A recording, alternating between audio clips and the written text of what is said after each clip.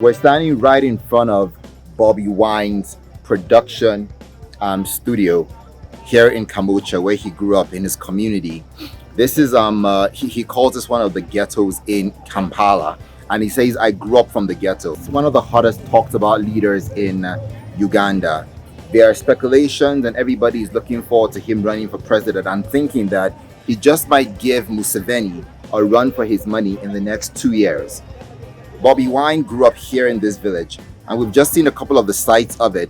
And he rose from that as a popular musician that became very well known in his community and Uganda, and eventually other parts of the world. He's probably the hottest big thing in music that has happened to Uganda, and he's risen and eventually gone into the parliament. And today he is actually given a lot of tough runs to the politicians in there in terms of the parties, and he's been there for a couple of years. He's an example of a musician or a non-politician in Africa that has risen to the plate and taken politics by the bull, by the horns, the bull by the horns of politics, and done something really remarkable.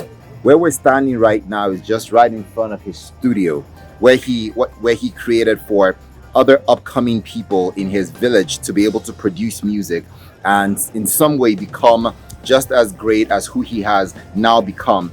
It's called the Fire Records, and there's another studio somewhere else he's also created, but this is something that he has created in his home, where other kids can look at the studio and have an opportunity to produce music at affordable cost and also be inspired to be just as great as him. And I think that is very noble. He's remembered home and come back to a place where every other person can have an opportunity. When I look at it, in how many countries have we been able to create some sort of agenda? We've seen a footballer, one of the popular footballers in Kenya, rise to the occasion as well, where he's gone into politics.